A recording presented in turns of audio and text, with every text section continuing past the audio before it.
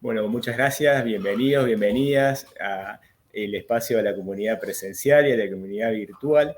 En este caso, quiero agradecer primero a todos los que hicieron posible esto, en ese sentido a la Asociación Argentina-Uruguaya de Economía Ecológica, como comité académico, y al campus de la Universidad Nacional, a la comunidad educativa de la Universidad Nacional de Río Cuarto, en particular a la Facultad de Ciencias Económicas, para las jornadas, y de manera coorganizada con la Universidad Nacional de Villa Mercedes y la Universidad Nacional de Villa María.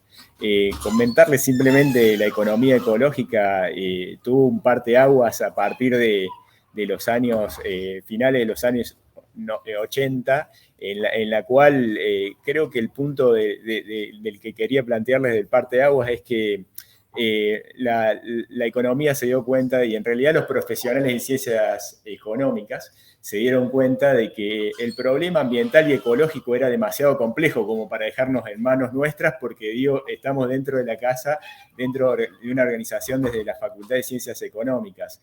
En ese sentido, necesitó y requirió sentarse y dialogar con otras áreas en la cual fuimos a aunar esfuerzos con los profesionales de ciencia de la Tierra y a su vez con otros científicos sociales, y desde ese punto de vista logramos una interacción y una nueva narrativa, y es la que venimos a proponerle a la comunidad. Para aquellos que no conocen quién es la economía ecológica, van a poder acercarse en lo que es esta jornada.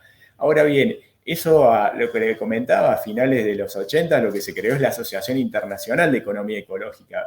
Ahora, lo que vamos a plantear desde este lugar en el mundo es desde la perspectiva latinoamericana de las jornadas de economía ecológica. En ese sentido, tenemos muchas vicisitudes y aspectos que son relevantes a nuestra área, y por eso vamos a ver la perspectiva internacional, pero también vamos a verlo con eje y con contexto latinoamericano. Y en particular, en estas jornadas, las 11 jornadas, van a estar particularizadas en la región centro, en la región de la Pampa húmeda, pero húmeda, y piensen ustedes, en Río Cuarto se asocia quizás a la Pampa húmeda, pero estamos en una región de zona subhúmeda semiárida.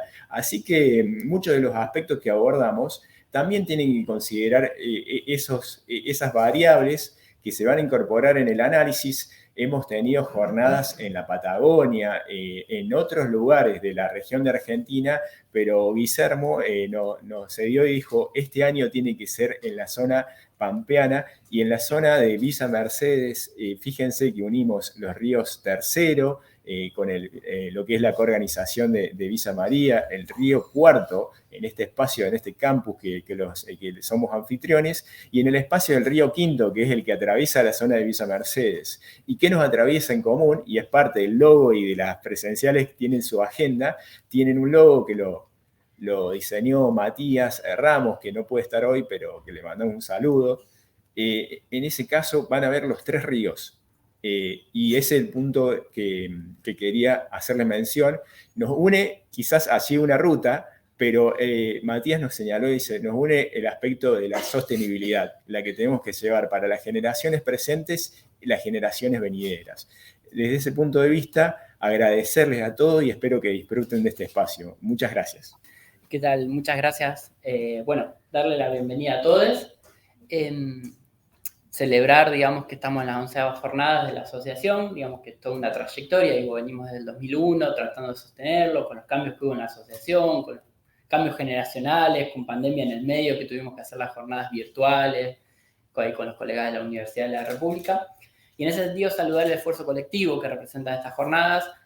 Todo evento de estas características es un esfuerzo colectivo, pero en este caso, a su vez, la articulación de 3 universidades, digamos que es todo un desafío, digamos, de hecho, cuando son las primeras jornadas que hacemos no enclavadas en una única universidad.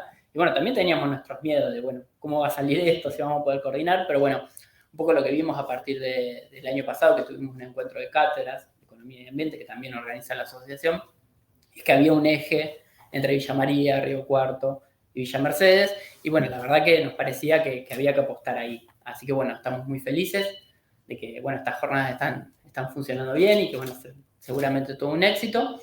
Y un poco retomar un poco lo que decía Diego, que esto de cómo nos interpela, digamos, sobre todo a quienes venimos de las ciencias económicas, digo, los tres venimos de las ciencias económicas, digamos, paradójicamente, pero uno de los grandes debates es eso, digamos, cómo interpelar no solo a la economía, digamos, por ahí es donde uno disputa más, en su cancha chica, digamos, pero esto, cómo las formaciones disciplinares están crujiendo justamente por eso, por ser formaciones disciplinares, es decir, no hay ninguna formación disciplinar que alcance, porque justamente las problemáticas que estamos enfrentando y los desafíos que se vienen, con suerte si los vamos a poder abordar interdisciplinariamente o transdisciplinariamente, ¿sí? Entonces, bueno, un poco ese es el desafío y lo que quiere marcar la asociación y dejar un poco planteado en este contexto. Así que, bueno, reiterar el agradecimiento y, bueno, esperemos que salgan muy bien estas jornadas. Bueno, buenos días. Bueno, autoridades, compañeros de este escenario, docentes, estudiantes, bueno, público en general. La verdad que cuando Diego el año pasado me comentó esta posibilidad, lo veía tan lejano. No sé si fue el año pasado o el anteaño. Sí, entre diciembre y febrero de este año aproximadamente, sí. Bueno, felicitarlo a Diego porque se ha movido, me consta así que bueno, esta semana, Diego, vas a terminar. Bueno, también agradecer a todos los docentes de la casa que hicieron posible esto y que podamos ser como sede de esta conferencia inaugural. Muchas gracias, Guillermo. Y que la posibilidad de que 3 universidades hayan logrado interactuar y que estemos cerca las 3 universidades, así como explicabas vos, Diego. Así que, bueno, todo un éxito, que crezcamos en esto. Son muchos los desafíos para adelante. Creo que hoy no podemos vivir sin pensar en la sostenibilidad y la sustentabilidad, cuidando el medio ambiente. Así que, bueno, es un desafío que debemos cumplir todos y, bueno, las generaciones que vienen, depende de lo que nosotros hagamos hoy para cómo estén ellos. Así que, bueno, felicitarlos nuevamente. Tu currículum te precede, así que si pudieras expresar una breve bio, la que vos prefieras, y poder compartirnos la presentación.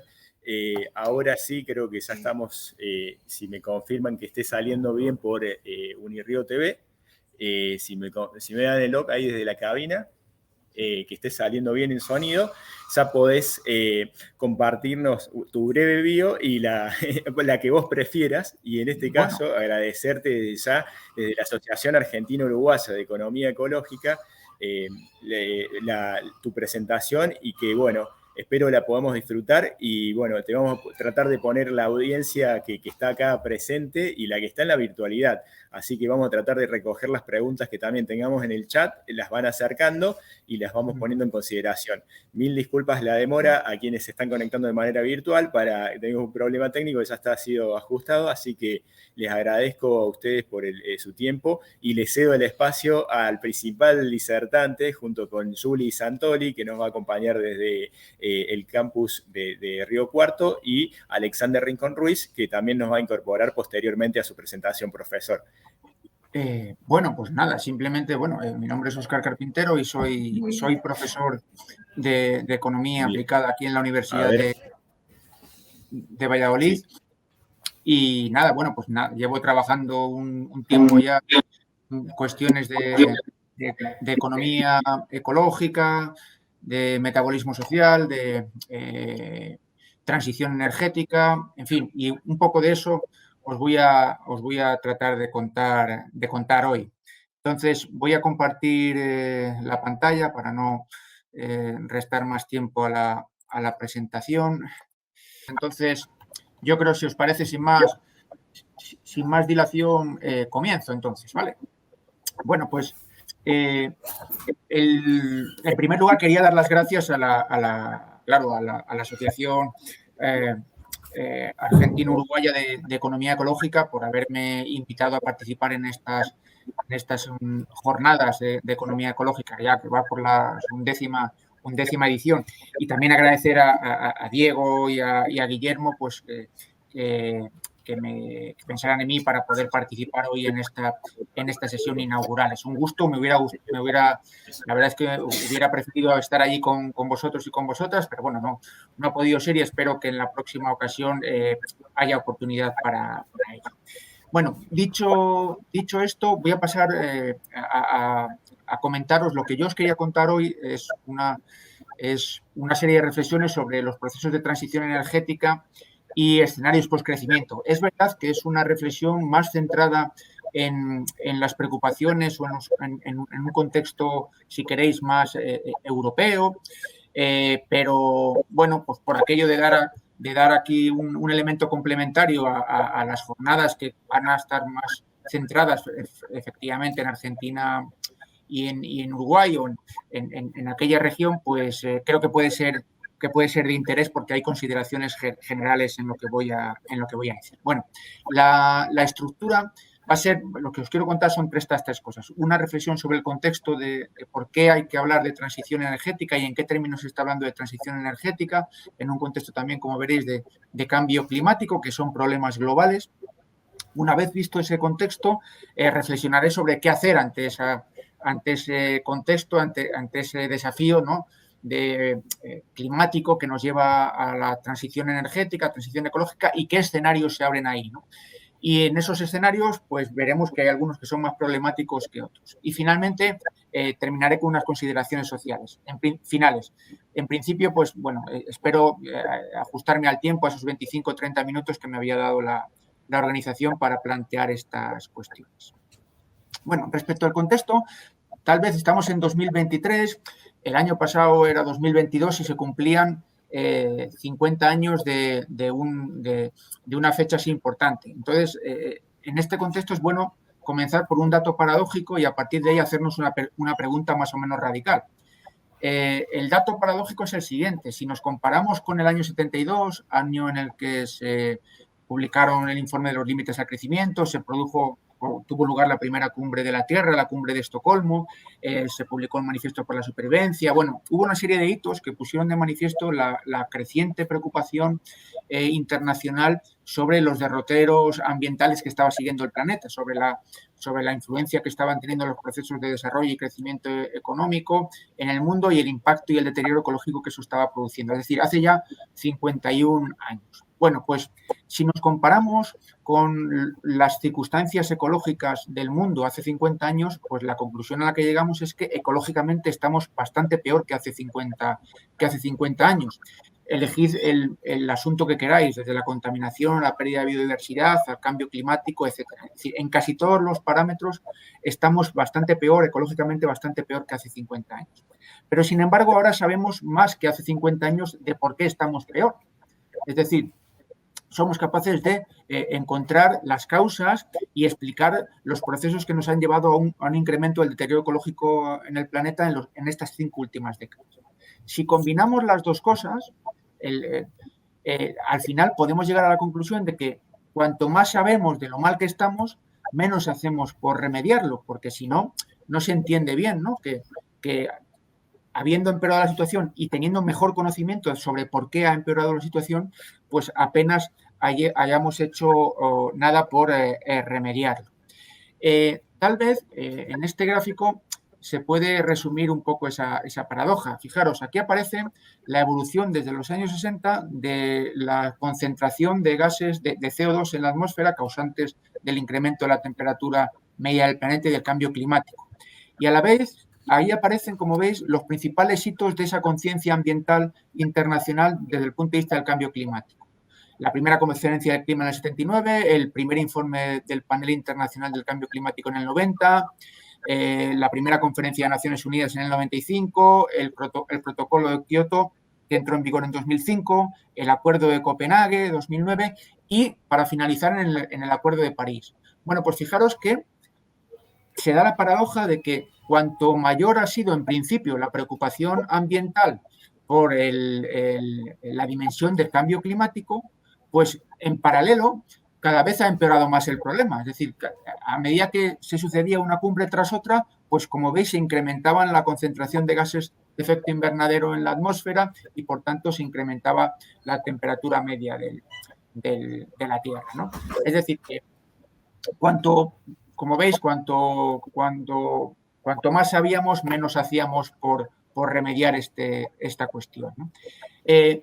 Si lo vemos con un poco también de perspectiva, fijaros que en las 3 últimas décadas, justo desde que se empiezan a firmar los primeros compromisos a nivel internacional hasta la actualidad, en las 3 últimas décadas se han emitido el 50% de todas las emisiones de CO2 a la atmósfera en la historia de la humanidad.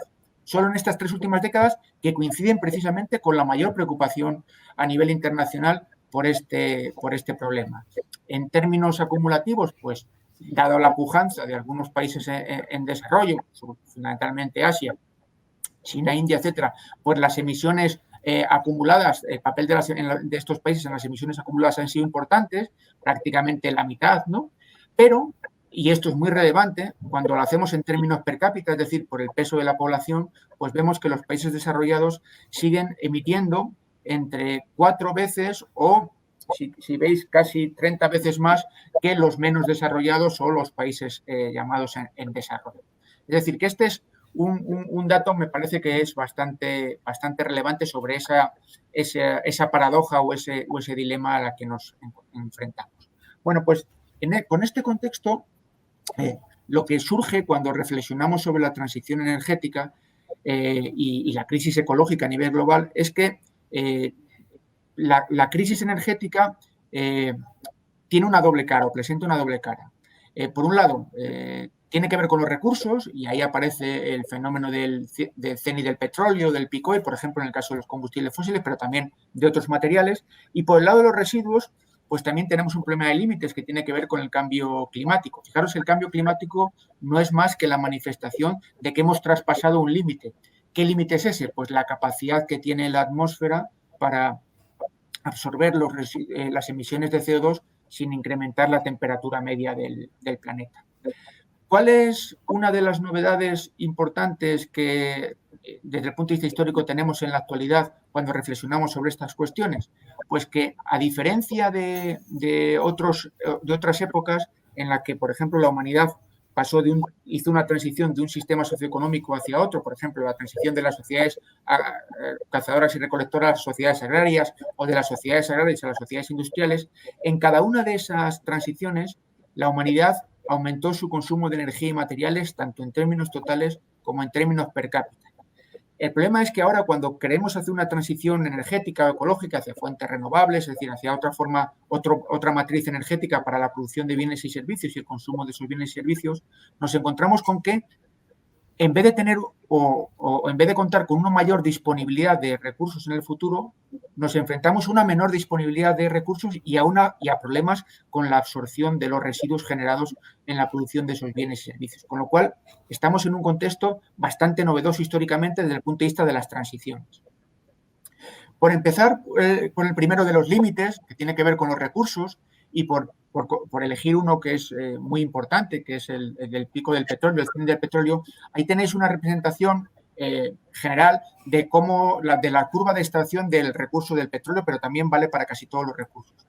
La extracción de cualquier recurso pasa por una curva de estas características. Al principio es mucho más fácil extraerlo y se extrae en abundancia hasta que se llega un momento en que la tasa de extracción alcanza un máximo y a partir de ahí se sigue extrayendo, pero a una tasa decreciente. No quiere decir que se agote, pero la extracción que obtenemos es decreciente. Bueno, pues esto ya, en el caso del petróleo convencional, que es el más utilizado, fijaros que eso ya ha pasado en muchos países extractores de petróleo. Aquí tenéis las fechas, por ejemplo. Bueno, pues Alemania en el 67, Indonesia en el 77, Egipto en el 93, Gabón en el 97, Ecuador en el 99, Reino Unido, Australia, Noruega, etcétera. Como veis, ya muchos países han comenzado la fase descendente de la curva de extracción. Y eso quiere decir que nos enfrentamos en el futuro a extracciones que van en declive, que no quiere decir que no se agote el petróleo, sino que la extracción de ese recurso en el futuro va a ser menor que en el pasado. Y eso en el caso del petróleo pues tiene unas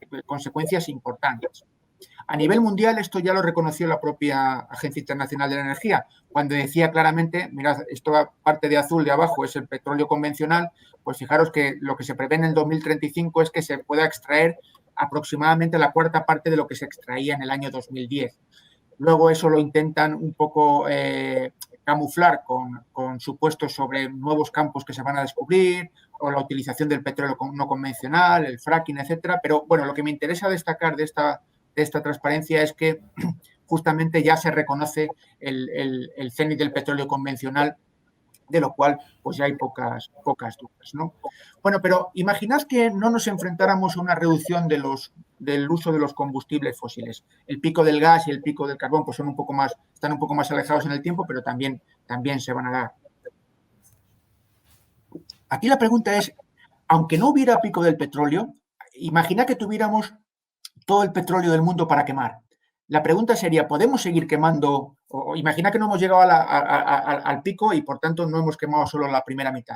¿Podríamos seguir quemando la otra mitad? O en el caso de que tuviéramos recursos infinitos de petróleo, ¿podríamos seguir utilizando ese petróleo de manera indefinida? Pues la respuesta es que no. ¿Por qué? Pues porque hay otro límite que nos atenaza en la senda, en nuestra senda histórica, que es el del cambio climático. Es decir, porque cada vez que quememos más combustibles fósiles, mayores serán las emisiones y, por tanto, más grave será el problema al que nos enfrentamos. A partir de aquí la pregunta es ¿por qué es importante hablar de economía cuando hablamos entonces de cambio climático? Pues porque existe una relación muy estrecha entre aumento del Producto Interior Bruto mundial y aumento de las emisiones de CO2 o de gases de efecto invernadero. Como veis, ahí la correlación entre las tasas de crecimiento de uno y de otro son muy evidentes, ¿no? El propio Panel Internacional del Cambio Climático, a partir de la cumbre del Acuerdo de París, que ya sabéis que el Acuerdo de París fue básicamente el compromiso de casi todos los países del mundo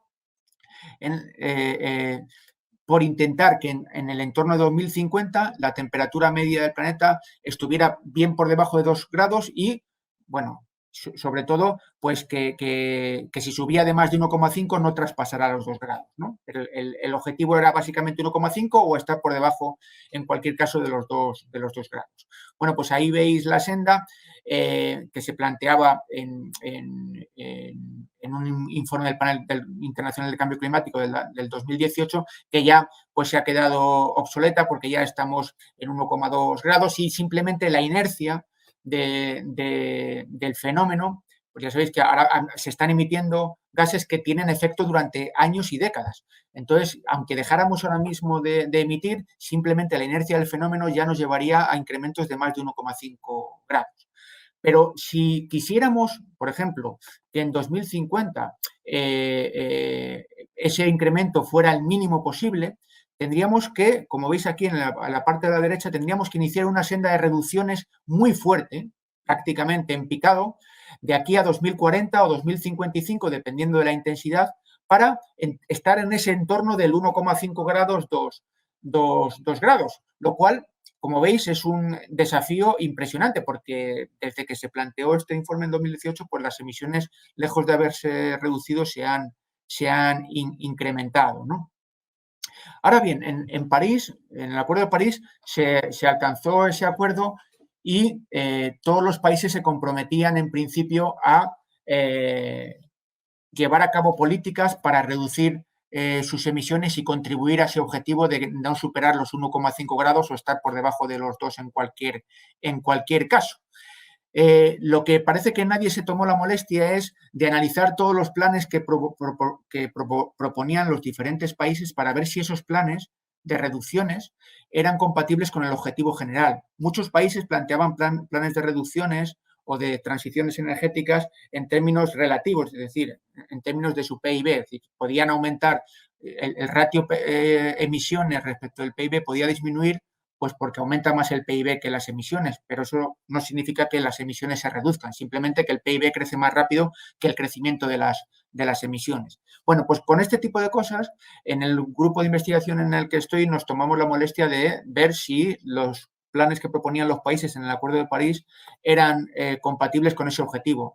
Y nos llegamos a la conclusión, analizando todos los planes de los países, que si se cumplían los planes, lo cual en general no ocurre, pero imaginad, si se cumplían los planes, pues el incremento de la temperatura en el escenario de 2050 estaría entre 3 y 4 grados. ¿Por qué? Pues porque las emisiones aumentarían entre un 19 y un 37%. Es decir, que se estaban acordando un compromiso con unos medios que eran incompatibles con el logro del objetivo. De hecho, las propias Naciones Unidas posteriormente, desde la COP26 hace ya 3 años, pues puso de manifiesto que efectivamente el análisis de los diferentes planes del análisis de los diferentes planes de los países y las modificaciones se deducía que si no cambiaban las cosas, las emisiones, en vez de reducirse, iban a aumentar un 16% en 2030 ya. Es decir, algo pues completamente incompatible con el objetivo.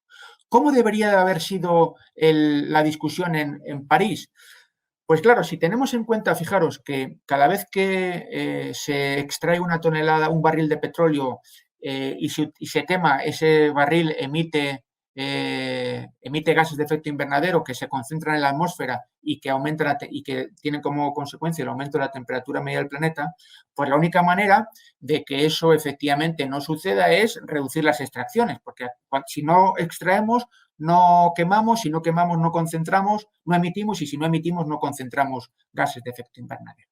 Lo cual quiere decir que de aquí a 2050 tendríamos, para cumplir ese objetivo, unas extracciones limitadas de carbón, de petróleo y de gas, porque si nos pasamos de esas extracciones, pues directamente incrementaríamos en más de 1,5 grados. Lo cual quiere decir que tendríamos que dejar bajo tierra una parte muy importante de las reservas de petróleo, carbón y de gas. ¿Qué parte de las reservas de petróleo, carbón y gas tendríamos que dejar bajo tierra para lograr el objetivo de no incrementar la temperatura en más de 1,5 grados? Pues en un estudio reciente de unos investigadores británicos se llegaba a esta conclusión. Para lograr en serio el Acuerdo de París, deberíamos dejar bajo tierra el 90% de las reservas de carbón, el 60% del gas natural, casi 60%, y casi 60% del petróleo. Claro, ¿cuál es el problema? El problema es que ese gas, ese petróleo y ese carbón son propiedad de compañías privadas y, en algún caso, de compañías públicas vinculados a gobiernos estatales, ¿no? Entonces, ¿cuál hubiera sido una negociación realista y un acuerdo realista en París o incluso antes? Pues negociar con estos propietarios de estos recursos justamente el que esos recursos se queden bajo tierra. Y lo cual, ¿qué implicaría? Implicaría una compensación importante. Pero esa negociación para compensar a los propietarios de estos recursos, porque si se extraen, se queman, si se queman, se emiten, y si emiten, se concentra y aumenta la temperatura media del planeta, pues esa negociación tendría todo el sentido, porque si se logra, se conseguiría un objetivo que sería superior para el conjunto de la humanidad. Ya puedes imaginar que no me resulta muy edificante plantear una negociación con compañías que se han comportado como auténticos delincuentes ambientales y han perjudicado la salud y la vida de muchas personas. Pero si tenemos en cuenta el objetivo superior que podríamos conseguir, la negociación en serio en París debería haber sido esa, no la que se ha dado, que ha sido completamente ceremonial o, si queréis, más o menos folclórica, pero sin ningún resultado.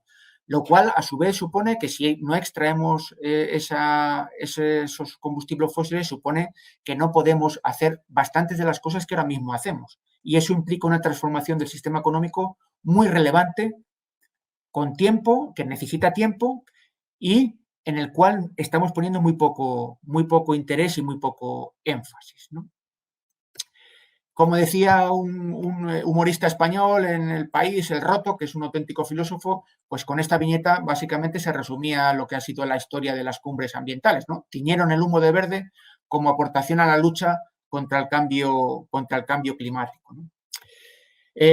Claro, las responsabilidades por países no son las mismas. Históricamente hemos emitido mucho más los países ricos, hemos contribuido mucho más al problema los países ricos que el resto del mundo, que los países llamados en desarrollo. Y, por tanto, la responsabilidad es mucho mayor. Pero fijaros que el margen de emisiones que tenemos, si queremos estar por debajo de los 1,5 grados, como veis en la parte central del gráfico, pues nos quedan como presupuesto aproximadamente las emisiones equivalentes a 7 u 8 años. En menos de una década ya habríamos superado ese 1,5 grados, es decir, casi sin llegar al 2030, y el objetivo estaba puesto para el 2050, ¿no? Esto lo que revela es que por debajo también de esa desigual responsabilidad no solo es una cuestión de diferentes responsabilidades por países, sino también por individuos. Si ordenamos todos los individuos que viven en el planeta Tierra, desde el más pobre hasta el más rico, pues veréis que el 1% de los habitantes más ricos del planeta, que esos habitantes pueden estar en Estados Unidos, pero también pueden estar en los más ricos pueden estar también pues en Brasil, en Argentina, en España, en Francia, en fin, en muchos países, ¿no? Ese 1% más rico, pues son responsables del 17% de las emisiones. Si añadís hasta el 10% más rico de los habitantes del mundo suponen el 31% de las emisiones. Y el 50% más pobre son responsables solo del 12% de las emisiones. Es decir, que aquí hay una cuestión de desigualdad muy clara cuando hay que abordar el problema del cambio climático y de la transición energética. Como recordaban en un artículo reciente, el cambio climático es mucho más que un fallo de mercado, como dirían los economistas. Es en el fondo un mecanismo de repercusión masiva de costes sobre los que no tienen voz ni poder: pobres, generaciones futuras, niños y especies no humanas. De hecho, esto estaba tan claro en París que el delegado especial de Estados Unidos, del presidente Obama, en la negociación, que era Todd Stern, dijo claramente: si hablamos de igualdad, nos vamos. Así de claro. If equity is in, we're out. Así lo dijo. Para que os deis cuenta de que lo que está en juego verdaderamente es esto: la no renuncia a el exorbitante privilegio que tienen los más ricos, estén donde estén, de contribuir al deterioro ecológico del planeta que nos afecta a todos, ¿no? ¿Qué soluciones? Y ya voy con la última parte de la exposición. ¿Qué hacer? ¿Qué podemos hacer ante este escenario? Bueno, pues hay como dos tipos de soluciones. Las soluciones convencionales, que es lo que se está proponiendo en la mayoría de los países ricos, que es las estrategias del Green Growth o el nuevo Pacto Verde, el Green New Deal, y que fundamentalmente lo que plantean es una apuesta por un crecimiento sostenible que se apoya sobre grandes inversiones en energías renovables, creación de empleos verdes, generalización del coche eléctrico, etcétera, etcétera, ¿no? Entonces, aquí la pregunta que deberíamos hacernos desde el punto de vista de la economía ecológica es: ¿esto es solo una cuestión de sustituir los combustibles fósiles por energías renovables? ¿Es factible hacer esa sustitución? Bueno, lo primero que tenemos que tener presente es que obviamente es una muy buena solución intentar sustituir el uso del petróleo, el carbón y el gas natural por energía eólica o solar. Eso está meridianamente claro, ¿no? ¿Cuál es el problema?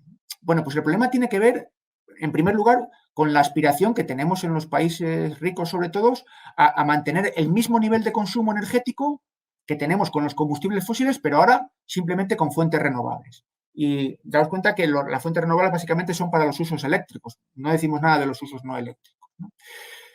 El segundo problema es el momento que queremos hacer esto. Claro, queremos hacer esta transformación tan importante, esta transición tan importante en el tercer decenio del siglo XXI.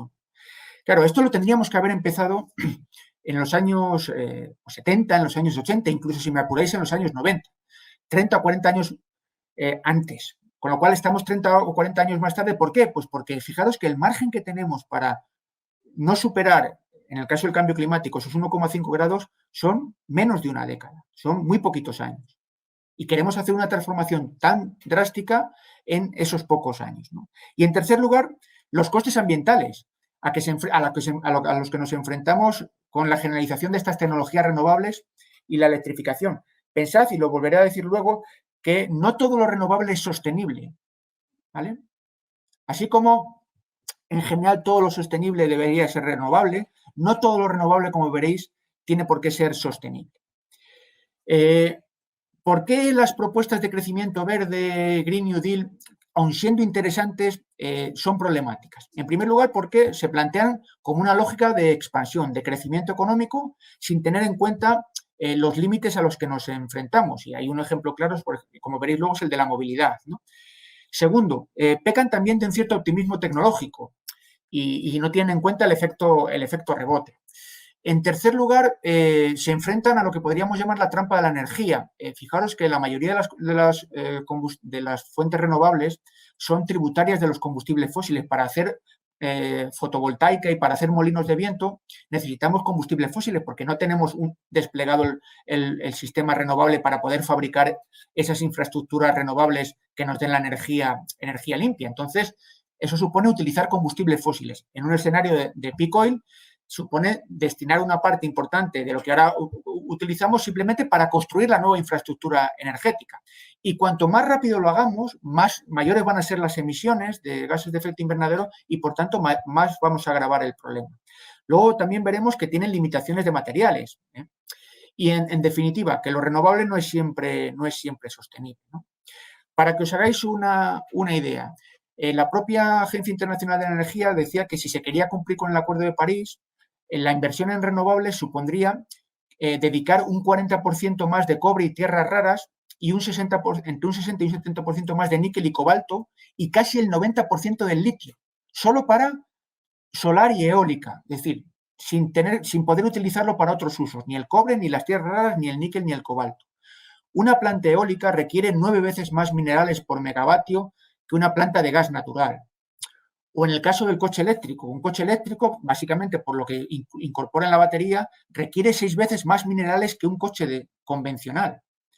Si todo el parque móvil de coches de combustibles fósiles lo sustituimos por un coche eléctrico, eso supondría agotar las reservas disponibles son 1.200 millones de vehículos, supondría agotar las reservas disponibles de aluminio, cobre, cobalto, litio, manganeso, níquel, es decir, de una gran variedad de minerales que sería imposible utilizar para otros usos industriales. Con lo que además esto conlleva extractivismo agresivo en los países en desarrollo. Bueno, aquí tenéis el gráfico de la Agencia Internacional de la Energía, que es básicamente lo que os comentaba. ¿De dónde se extrae ese litio? Pues ese extractivismo agresivo, fijaros que en el caso del litio, lo conocéis bien, pues Chile y Argentina están entre los países con mayores reservas y mayores extracciones, y el continente, bueno, América Latina y el Caribe durante mucho tiempo han supuesto el 50% de la producción mundial de litio desde el 94 hasta el 2021.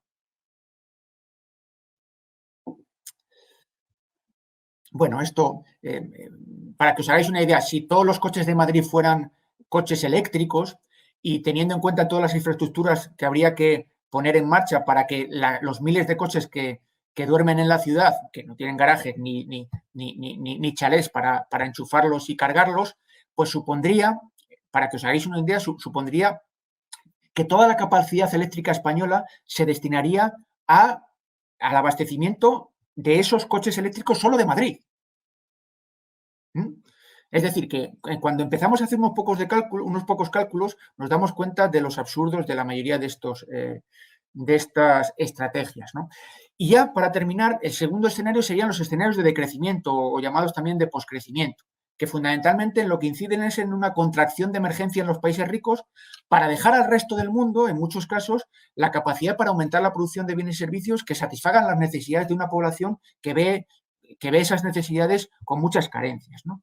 Esto supone tener en cuenta esa transición con menor disponibilidad de recursos.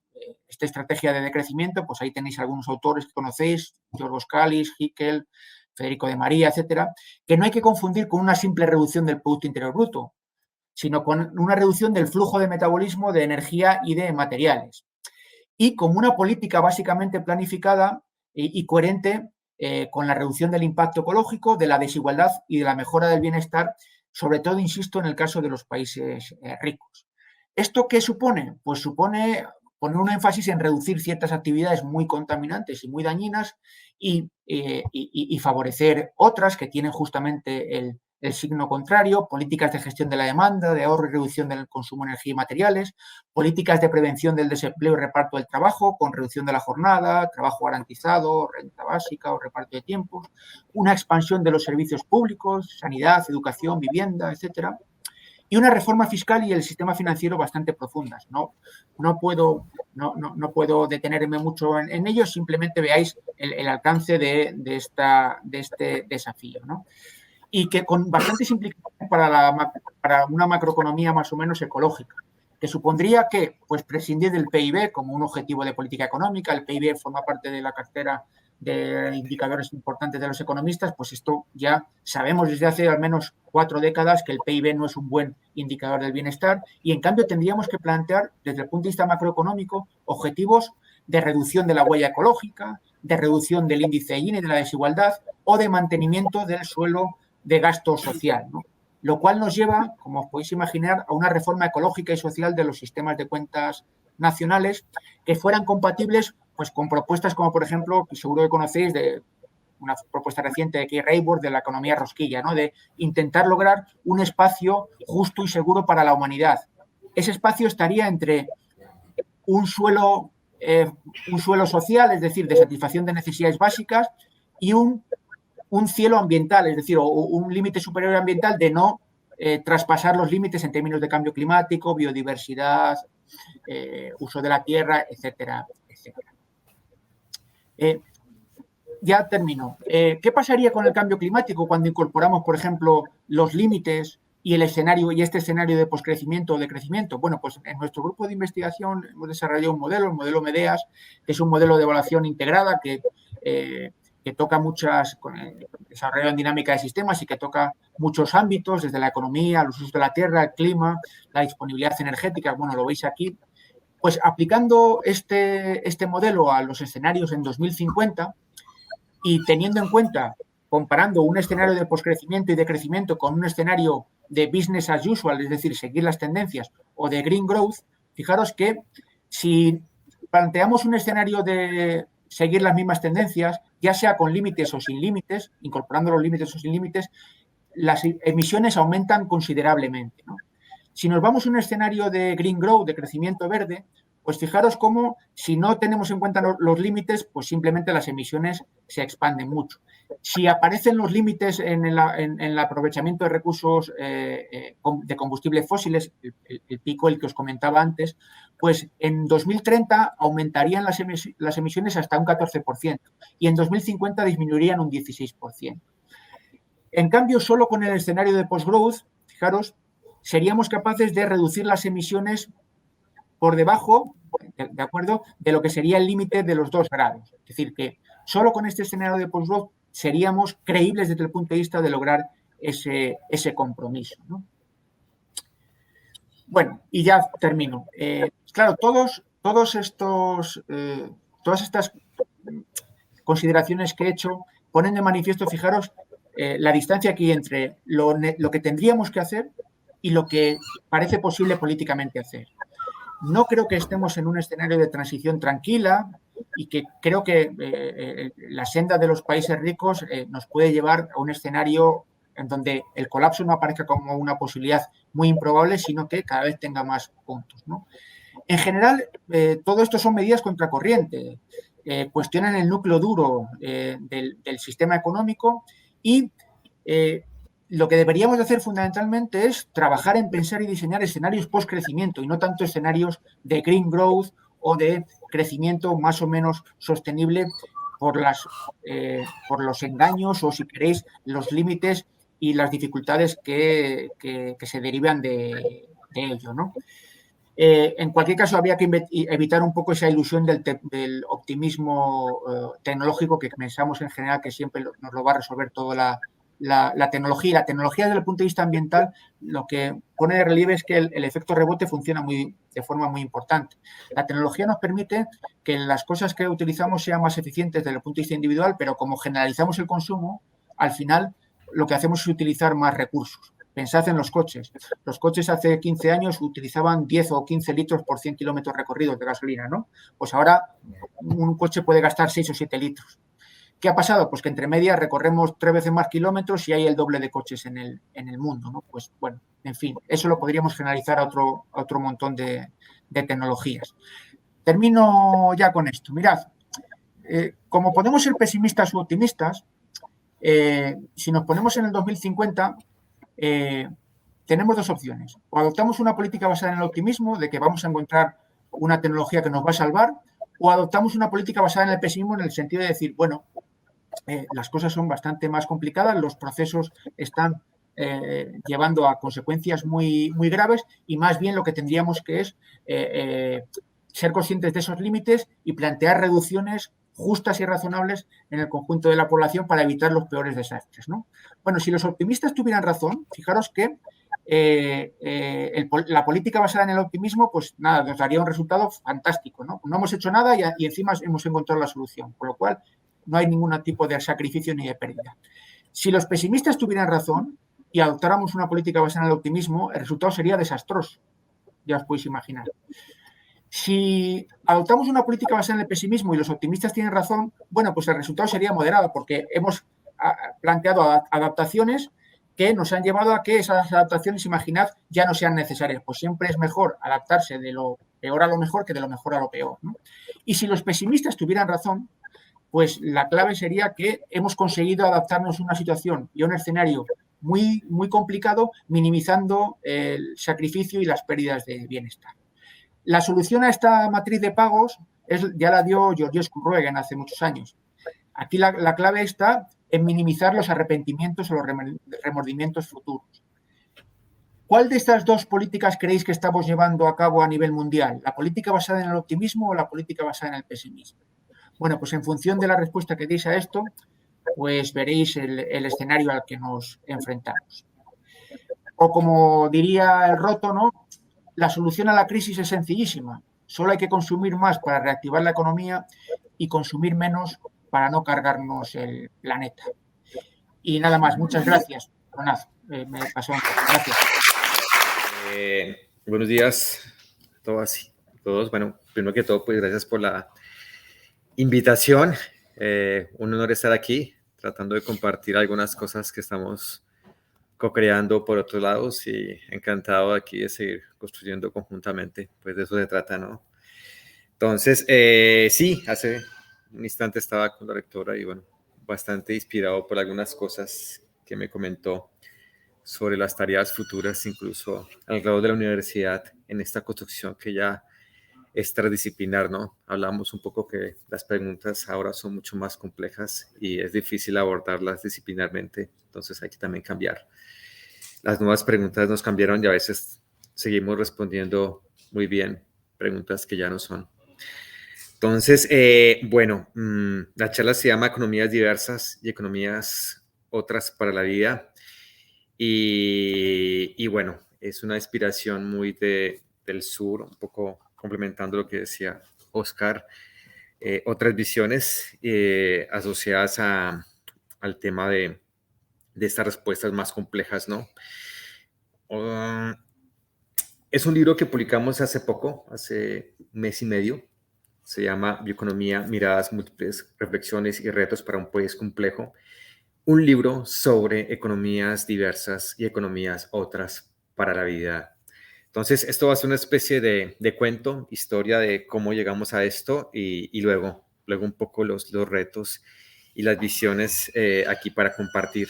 Entonces, de hecho, la portada, me hubiera gustado verla más grande, ¿no? Porque fue una portada que duramos haciendo casi 5 meses, tratando de plasmar lo que realmente refleja el libro, ¿no? Economías para la vida, ¿no? Entonces, si quieren, lo ven un momentico allí. Es eso, ¿no? Bioeconomía, economías para la vida, economías diversas y economías otras. En el libro participaron 65 autores, de hecho fueron 33 investigadores y 32 investigadoras, y más de 25 instituciones, y es un libro que fue muy inspirado en Colombia, pero que la idea es que también inspire a otras partes de la región, ¿no? Muy del sur, ¿no? Entonces, comenzamos a hablar sobre el tema de bioeconomía, un concepto que comienza con una agenda global, trasciende a agenda nacional en todos los países ahora, o sea, por lo menos en Colombia se comienza a hablar de bioeconomía con fuerza, como la nueva forma de salir de la crisis, ¿no? Entonces, este slide lo llamé bioeconomía y modernidad por eso, ¿no? Porque esa idea de bioeconomía que se vende usualmente a nivel institucional no nos habla de nada diferente, ¿no? Habla de cambio tecnológico, producir mejor. De hecho, ahí hay una definición que plasmo de la OCDE, ¿no? De bioeconomía, economía que gestiona eficiente y sosteniblemente la biodiversidad y la biomasa para generar nuevos productos y procesos de valor agregado basados en el conocimiento e innovación. Es decir, la idea de bioeconomía es mercados, crecimiento, competitividad y tecnología. O sea, es modernidad con todo, ¿no? Entonces, esta lectura, digamos, es reduccionista. Incluso creo que lo que decía Oscar ya complementa esto, ¿no? Ya mostrará, escucharla, digamos, les mostró el por qué realmente es insuficiente, ¿no es cierto? Sin embargo, esta visión, digamos, de economía es la que se ha impuesto, ¿no? Porque finalmente no cambia nada, ¿no? No está dando las respuestas estructurales de las que planteaba Oscar, entonces no voy a repetir eso, ¿no? Es claro que las preguntas son mucho más estructurales y esta no da una respuesta, ¿no? Entonces, ¿cómo comenzar entonces a desenredar esto? Tratando de abordarlo desde la bioeconomía, ¿no? Entonces, de hecho, la carátula que les mostré se llama Resignificar la bioeconomía, porque pensamos que sí hay que resignificarla, ¿no? Porque la bioeconomía tuvo un origen previo, ¿no? Que de hecho aparece en un texto de Oscar, ¿no? Entonces aquí también lo cito, ¿no? Él escribe un texto que se llama La bioeconomía de George Scoville, ¿no? Es que allí se plantea otra idea de bioeconomía, ¿no? A una idea realmente donde la economía hace parte de un sistema mucho más complejo, ¿no? Sí, un sistema vivo, ¿no? La naturaleza, ¿sí? Y también se hablaba, digamos, de bioeconomía, pero no tiene nada que ver con lo que les comenté sobre el concepto de bioeconomía, ¿no? Entonces, sin embargo, en el libro, el libro es inspirado en Colombia, ¿no? En todas las referencias de bioeconomía que hay a nivel de gobierno, de política, etcétera, en ninguna parte se menciona a Georgescu, ¿no? Entonces, es eso, ¿no? O sea, no hay cero referencias, ¿no? Todo es un poco de instrumentos, digamos, mucho más de gobiernos, etcétera, y mucho más de acuerdos, ¿no? Comerciales, etcétera, etcétera. Entonces, no se habla de nada, ¿no es cierto? Y aquí les presento a uno de nuestros autores del libro, ¿no? Se llama Carlos Maldonado. Es uno de los profesores que más trabaja temas de complejidad en América Latina, es colombiano. Y él escribió un libro maravilloso que se llama Las ciencias de la complejidad son las ciencias de la vida. Entonces, quédense con esa palabra, ¿no? Las ciencias de la complejidad son las ciencias de la vida. Ahí voy a leer un poco. Dice, los sistemas vivos no se reducen al medio ambiente, sino que se adaptan a él transformándolo radicalmente, tan radicalmente como sea necesario para que la vida se haga posible. Dicho sin más, los sistemas vivos transforman la materia y la energía en vida y en más vida. Toda la historia de la evolución, de la bioquímica, de la termodinámica, de la biología de sistemas pone suficiente manifiesto este hecho. Entonces aquí nos metemos en el mundo de los sistemas vivos, ¿no? ¿No es cierto? Que a diferencia como lo analiza la economía más mecánicamente, ¿cierto? Aquí estamos hablando de un nivel de complejidad mayor. Gran parte de mi trabajo, casi 12 años, trabajé con ecólogos y biólogos, soy economista. Entonces, un poco ahí comenzaban a mirar, ¿no? Las lógicas diferentes que van. Entonces, Carlos escribe un capítulo inicial, dice la bioeconomía como un enfoque de complejidad y crítico de la función de producción. Entonces, Carlos, en el fondo, habla de la vida, ¿no? Porque si algo tiene este planeta particular, es que allí pasa la vida, ¿no? Y la pregunta, bueno, ¿qué es la vida, no? ¿Sí? Desde los biólogos hablan de biología, los médicos hablan de vida. Carlos Maldonado habla de la vida como una visión sistémica, ¿no? Sí, un poco recordando aquí a los colegas cercanos de Chile, Maturana y Varela, ¿no? Donde trabajaron el concepto de vida. La vida como visión sistémica, ¿no? La vida que se abre paso y que, bueno, después autores como Capra también lo trabajaron, ¿no? Entonces, cuando hablamos de bioeconomía, ¿no es cierto? Plantea economía para la vida, tendríamos que retomar el concepto de vida y pues justamente nos inspiramos mucho en Maturana, Varela, Capra, porque este es un ecosistema en Colombia, páramos, ¿sí? Los ecosistemas más importantes actualmente en Colombia es la base del agua, ¿no? Es delicado, pero justamente eso, ¿no? Es como la muestra de que no podemos crear un ecosistema, ¿no? No es juntar frailejones, ya tenemos un páramo, no. Por más tecnología que tengamos, no podemos hacer un páramo. Y ese es un ecosistema de alta complejidad, ¿no? Sí, ahí es donde uno mira el concepto de sistema vivo, ¿no? Y entonces el concepto de economías para la vida surgía en que tanto la economía crea condiciones para la vida, ¿no? Y también retomando lo que decía Oscar, claramente nuestra economía no piensa en naturaleza. De hecho, la economía actual no habla de vida por ningún momento. Yo trabajo en la Facultad de Ciencias Económicas y nunca se habla de vida, ¿no? No puede estar 4 años, 5 años estudiando y no, en ninguna materia se habla de la vida. Y no hay nada más conectado con la vida, sería ser la economía, ¿no? Entonces, Carlos Maldonado por eso habla de la bioeconomía, el concepto, una resignificación de economías para la vida, como las ciencias de la complejidad. Y por eso él decía en su libro, las ciencias de la complejidad son las ciencias de la vida, ¿no? Y aquí entonces uno comienza a ver que esta visión comienza un poco a trabajar, bueno, realmente desde qué otros puntos también se ha trabajado estas ideas de complejidad, ¿no? Asociadas al tema económico, ¿no? De hecho, es un artículo que fue famoso porque lo escribieron los directores y coordinadores de los principales centros de investigación ambiental en el mundo. Está el Potsdam Institute, está el Centro de Ciencias de Estocolmo, bueno, están como los coordinadores. Y bueno, en ese artículo estaba esta figura, ¿no? Que creo que es simple, una cosa puede ser mucho más compleja, pero da una primera ilustración, ¿no? Y lo cito porque, bueno, claro, ese grupo, digamos, fuerte de institutos de investigación científica a nivel mundial, ¿no? Entonces ya comenzaban a hablar de que en estas discusiones, más allá de tratar de empatar economía, ambiente y sociedad, como está en la figura, ¿no es cierto?, la 1A, se trata más de una visión en la que la economía se hace parte de algo mucho más complejo que la sociedad y esto hace parte de algo mucho más complejo de la naturaleza, ¿no? Entonces era como para pensar, si realmente estamos hablando de economías para la vida, deberíamos pensarlo en ese orden, ¿no? O sea, pero realmente así nos enseña, ¿no? Se enseña, y de hecho la política se hace más de este lado, ¿no? Sí, tratando realmente de seguir pensando lo ambiental desde las mismas gafas, las cuales nos impiden cambiar las preguntas. Otro de los autores que aparece en el libro es Carlos Julio Carrizosa, ¿no es cierto? Bueno, no sé si lo conocen por acá. Julio Carrizosa es uno de los padres del ambientalismo en Colombia, padres del pensamiento ambiental latinoamericano. Hay una parte que se llama Pensamiento Ambiental, que hay otros autores como Augusto Ángel Maya. Él escribió un libro que se llama Colombia Compleja, ¿no? Y bueno, para resumir el libro en pocas palabras, se habla, ¿no? Colombia es un país complejo y diverso, ¿cierto?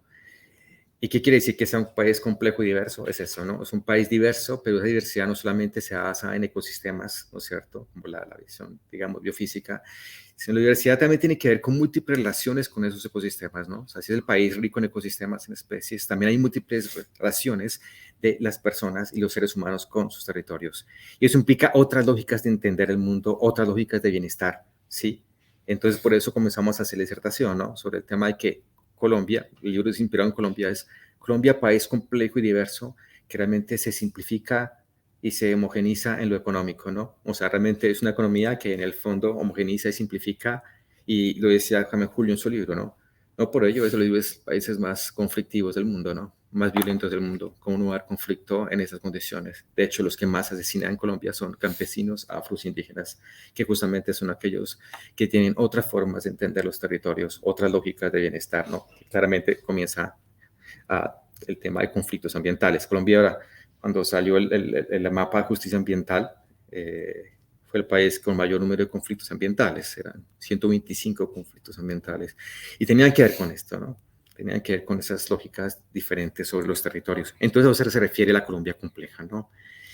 Y ahí entonces aparecían otros autores. Aquí está otra autora que es Patricia Noguera, que también es una de las autoras de pensamiento ambiental latinoamericano, y hablaba de economías otras, ¿no? Y economías otras se refería a eso, ¿no? Visiones indígenas, afrocampesinas, ¿sí? Que tienen otras formas de entender el mundo, ¿no? Sí, o sea, y por eso se llama economías otras, ¿no? Porque no se basan en crecimiento, no se basan en consumo, no se basan en acumulación. Se basa básicamente en esta cuestión de otra cosmovisión, ¿no? Otra cosmovisión de entender el mundo, ¿no? Entonces, por eso llamó Economías Otras, y el texto ya es precioso, se llama Economías Otras desde el pensamiento ambiental sur, geoeconomías desde la geopolítica del habitar de Nel Abyayala, ¿cierto? Entonces ya es un texto hermoso, pensando en ese sur, ¿no? O sea, pensando en el sur como realmente, aunque no se llame economía, sí hablábamos de relaciones, ¿no es cierto?, de producción, consumo, no en ese término. Entonces, eso es lo que plantea Patricia Noguera. Y esas lógicas, digamos, diferentes de entender el mundo, diferentes formas de estar en el mundo, diferentes formas de habitar los territorios. América Latina tiene todo para hablar de eso, ¿no? Sí. Aquí hablamos de buen vivir, aquí hablamos de Ubuntu, hablamos de soy porque somos. De hecho, era una cosa fundamental en la parte de los pueblos afros en Colombia, ¿no es cierto? Que tiene otra lógica de entender el mundo, ¿no? Soy porque somos es una... De hecho, fue campaña presidencial, ¿no es cierto? Se sonó mucho, pero en el fondo era una visión de Ubuntu, ¿no? Para que yo sea, el otro tiene que ser. Y el otro es la naturaleza, el otro es el ser humano. Es una forma de ver el mundo diferente, ¿no? Una forma que automáticamente naces con una visión de interdependencia total, una visión de alejamiento, ¿no? Que coincide con el buen vivir también que se plantea, y bueno, incluso con el Laudato Si, que hablaba el Papa Francisco, ¿no? Ese cuidado de la casa común. Entonces, estas son otras lógicas de estar, ¿no? Y repito, el sur, y en ese caso, pues, el trabajo que hicimos fue inspirado en Colombia, hablaba de esto por todo lado, ¿no? Sin embargo, no aparecía lateralmente, ¿no? De esto no se enseña en una facultad de ciencias económicas, ¿no? Entonces, en el libro tratamos de incluir todas estas visiones, ¿no es cierto? Esas visiones que están allí, que están resistiendo, ¿no es cierto? Y que nos permiten realmente entender otra forma, ¿no? Otra forma de vivir. Digamos, de hecho, esto es un libro donde se habla en cómo muchos pueblos amazónicos en Colombia entre comillas, toda su economía se ordena de acuerdo al territorio, ¿no? O sea, es la cuenca, o sea, no es la economía ordenando, sino el territorio el que ordena, ¿no? El agua, ¿no es cierto? Sí. De hecho, en el plan de desarrollo actualmente en Colombia hay una cosa importante, pionera, que se habla del ordenamiento a partir del agua, ¿no? Es una cosa que fue bien interesante en este plan de gobierno, ¿sí? Entonces, desde esa lógica también, incluso la IDBES lo comienza a hablar. La IDBES, la Plataforma Intergubernamental de Diversidades Bioecosistémicos, en su último trabajo sobre valoración plural, ¿no es cierto?, la naturaleza, ya plantea también estas otras lógicas, ¿no? ¿No es cierto? Vivir de, vivir en, vivir con, pero también vivir como, ¿no? Entonces, también desde estos temas, digamos, de investigación, de ciencia, que supuestamente la IDBES es científicos asociados para tomar decisiones en temas de diversidad, ya también comienzan a plasmar esto, ¿no? Que efectivamente hay otras lógicas y otras formas de entender el mundo, y ahí viene pues el mundo de la interdisciplina y la transdisciplina, y que tanto de alguna forma lo podemos hacer desde una universidad, ¿no es cierto? Entonces ahí comienza a plantear también preguntas. Entonces, desde otros aspectos, también incluso en el libro abordamos también bioeconomía y resiliencia socioecológica, ¿cierto? De los sistemas socioecológicos también dan pautas sobre esa visión, digamos, de más allá de otras lógicas de bienestar, más allá de crecimiento, competitividad, acumulación, ¿no? Entonces, si uno se va, o sea, en el tema de territorios resilientes, el concepto de resiliencia como tal, aquí hay cuatro cosas, cuatro aspectos. De hecho, esto es basado en Ford, no sé, aquí porque no lo veo completo, hago paso, pero bueno, debería verse la fuente, bueno, esto es fuente Folk es uno de los autores que más trabaja temas de resiliencia, ¿no? Entonces, lean, digamos, esos cuatro elementos, ¿no?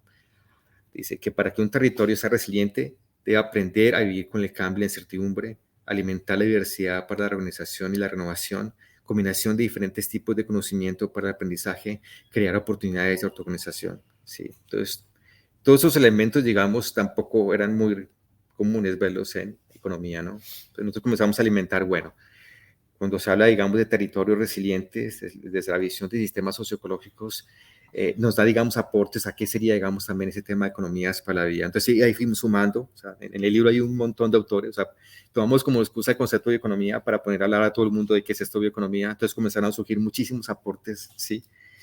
Este, por ejemplo, es otro capítulo que hizo Melina Ángel sobre el tema de economía regenerativa, ¿no es cierto? Donde también comienza a plantear muchos aspectos sobre economía regenerativa en Colombia, ¿no? Que también dan lineamientos importantes. Aquí varios de ellos, yo creo que va a pasar esto. No, va a pasarme de tiempo, ¿no? Entonces, la economía regenerativa también aparece sobre la mesa, ¿no? No sé, aquí sé que también hay temas de economía regenerativa, se habla, ¿no? Sí, no en la Facultad de Economía. En Colombia ya hay una comunidad grande de economía regenerativa y también habla de otras cosas, ¿no? Entonces, ahí en economía regenerativa hay varios principios, ¿no es cierto? También lo retomamos en el libro, ¿cierto? De que tanto eso también estaría asociado a mantener el sistema vida. Entonces, aquí hay varios, voy a pasarlo rápidamente, dice, en una relación adecuada, sí, la humanidad es una parte integral de una red de vida interconectada, o sea, esas visiones justamente de la trama de la vida que plantea Capra, ¿no es cierto? O sea, realmente qué tanto la economía se considera como interconectada, esa trama de la vida que crea condiciones para la vida, que repito, aquí decimos, lo vemos muy presente en muchas comunidades del sur, ¿no es cierto? Que ya tiene esa lógica, ¿no? La visión de riqueza, ¿no?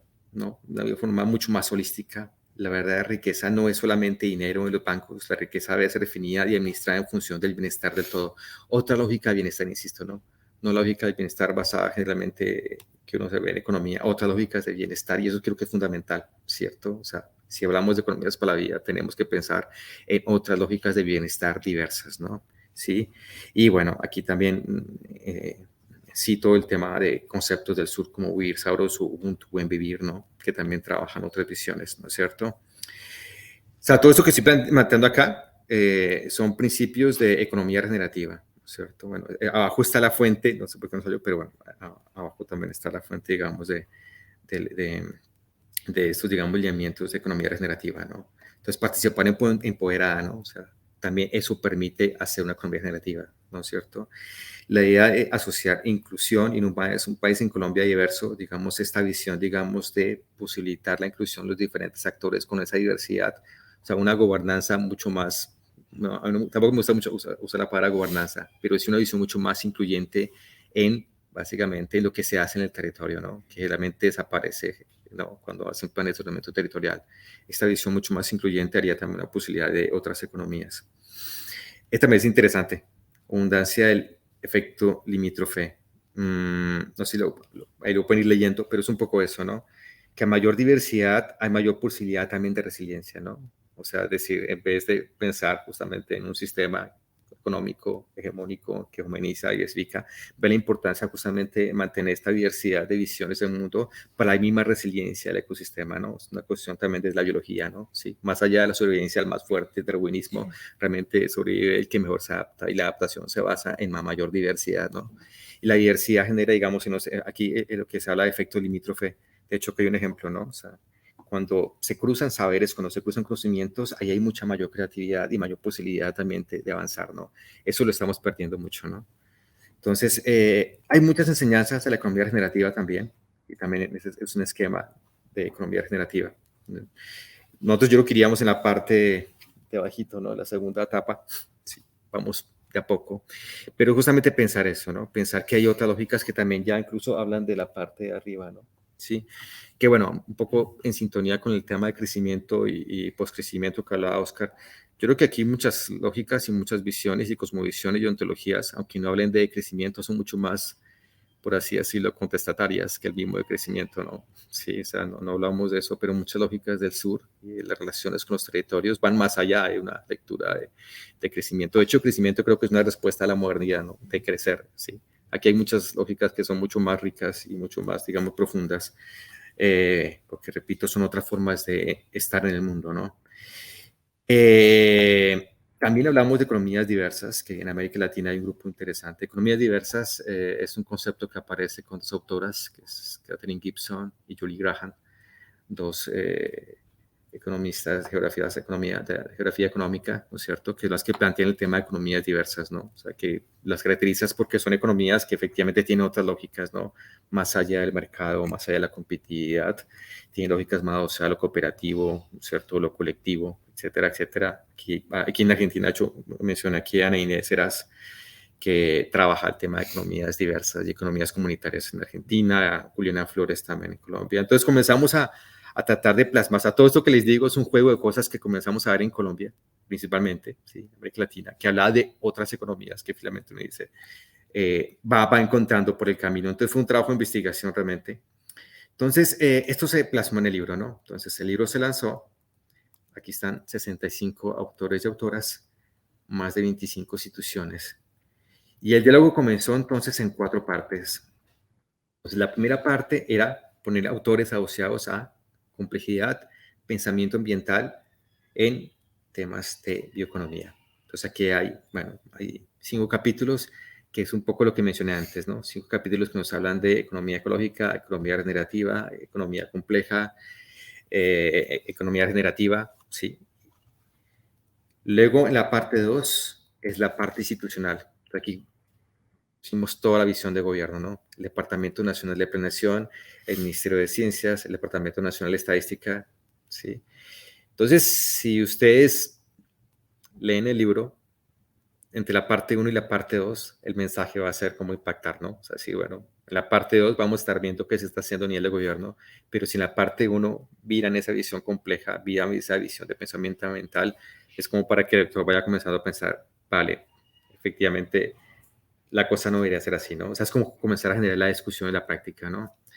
En la parte 3 es la contribución desde los institutos de investigación que trabajan en bioeconomía, desde las universidades, cómo se está pensando la bioeconomía desde el sector, digamos, productivo, ¿no es cierto? Y acá también fue interesante, aquí básicamente pusimos sobre la mesa a los que están trabajando eso, digamos, en investigación. Y fue interesante porque tenían en común visiones institucionales, ¿cierto? Que las visiones institucionales, pues ustedes entenderán, están muy asociados a la bioeconomía moderna, ¿no? A esta visión de que ahorita mencioné, más enmarcado en el tema de la definición de la OCDE de bioeconomía.